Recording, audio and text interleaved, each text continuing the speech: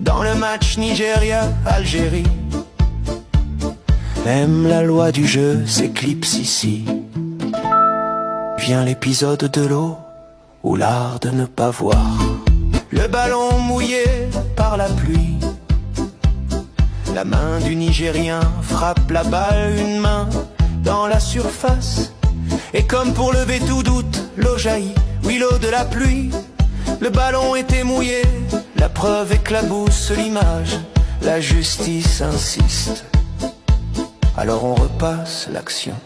Encore, encore au ralenti, très lentement, comme pour tester la résistance morale de ceux qui regardent et surtout de l'Algérie.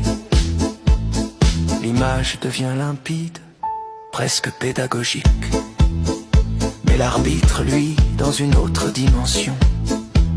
Il ne voit pas la main, il ne voit pas l'eau, il ne voit pas la VAR. En revanche, il voit très bien les joueurs algériens. Les cartons sortent, jaunes, bien visibles, comme pour rappeler la fin du scénario écrit bien avant la compétition. Et la VAR, spectatrice hydratée au royaume enchanté, observe la scène, confortablement installée. L'image est nette, le ralenti généreux, l'évidence presque sonore, mais la technologie dort, laisse tout passer, même l'eau de la pluie. Puis vint le geste de trop. Et quand même ce geste-là reste sans réponse, alors le football a déjà parlé dans cette canne. Les règles, le fair play, le jeu, le tout s'évapore, parfois en éclaboussure très visible que personne ne peut nier.